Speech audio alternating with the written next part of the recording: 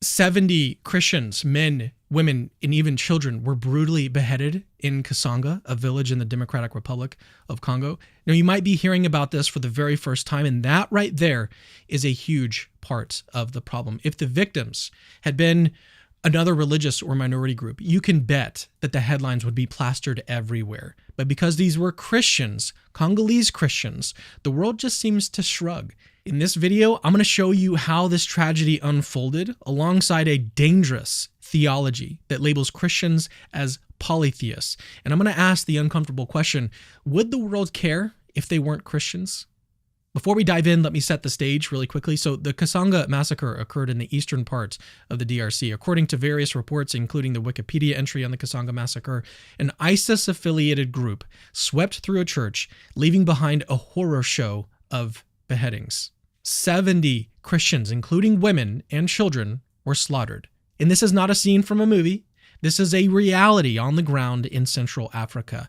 And yet, I have to ask the question, why is this not front page news? This probably is the first time you're hearing about this. In a recorded interview, Dexter Van Zyl, an expert on anti-Christian violence, put it pretty bluntly. If you were to replace 70 Congolese Christian with any other minority group, 70 Palestinians were beheaded, 70 people at a pride parade were beheaded, this would be the biggest news story of the decade. And yet this just happened and no one's reporting on it. And literally crickets. Right. And it's like that with Boko Haram when they murder people in Nigeria. There's basically crickets. And I think a lot of it has to do with the fact that we have essentially kind of an anti-Christian bias on the part of people who run the media. And the thing is that I think there's another factor is that essentially Christianity has been lumped in with essentially this whole notion of settler colonialism, and that whatever violence is directed their way is largely a consequence of the violence perpetrated by Christians in years past. His words expose a stunning blind spot in global media coverage where outrage is selective and Christian victims are often overlooked.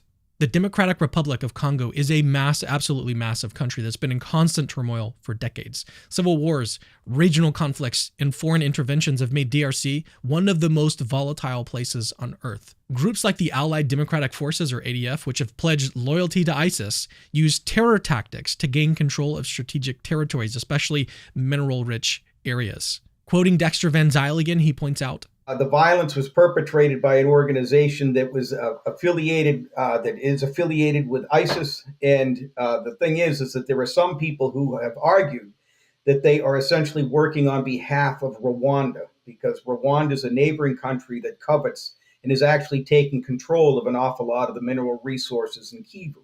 Minerals in the DRC are crucial for the global tech industry, used in the devices that we actually hold in our hands every day. This messy interaction, though, of geopolitics, mineral exploitation, and jihadist ideology creates a sort of perfect storm where ordinary civilians, often Christians, become the first casualties. But why is the media so silent about this? Unfortunately, this is not new. We've seen it happen over and over, from Boko Haram's atrocities in Nigeria to extremist attacks on Christians in Sudan and beyond. Here's a shocking piece of insight from Dexter Van Zyl. The thing is that unfortunately, this is the cynical side of me. I've been somebody that has documented hostility towards Israel for the past 20 years. But if the IDF were responsible for these beheadings, it would have made the front page of the Washington Post and the New York Times and every newspaper throughout the world. And there would be, Israeli Jews condemning it as well.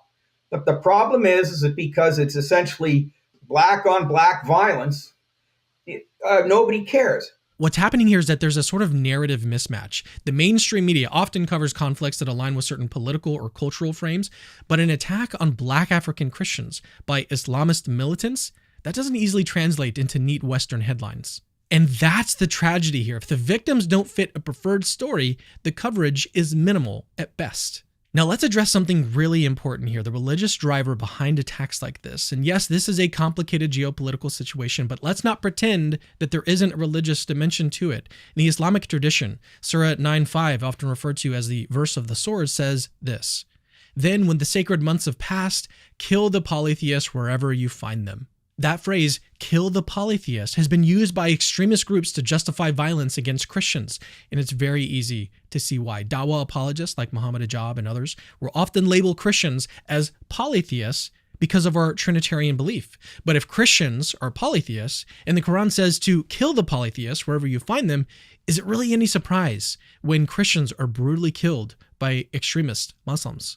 When such groups call Christians mushrikun, those who commit shirk or polytheism, they believe that they have a religious license to kill. And this is exactly the mindset behind so many attacks on Christians in Africa and the Middle East. They see it not just as like a territorial or political battle, but as a divine mandate. And that's why ignoring the Islamic angle misses a critical piece of the puzzle. But here is the gut-wrenching question we have to confront.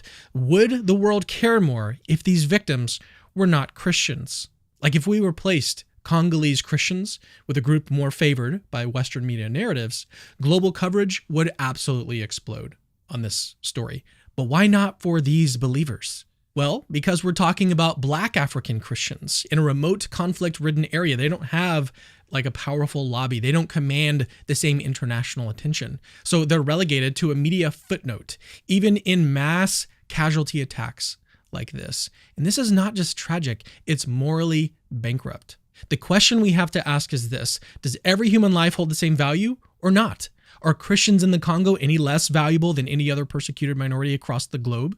When you see these images or hear these stories, families torn apart, churches desecrated, children beheaded, remember, these are real people, real souls with the same inherent worth as anyone else. Ignoring them simply because their plight doesn't fit a clean Western narrative is a blatant act of hypocrisy.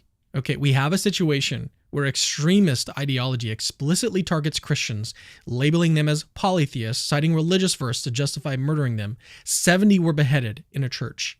70. This is exactly what Dexter Van Zyl was warning us about, and it's exactly why we have to stand up and shout, yes, this matters. We can't let these voices go unheard. We can't pretend like it's just some over-there problem. This is a global problem. When religious extremists can butcher whole congregations and we barely hear a peep from the mainstream media, that just emboldens more violence.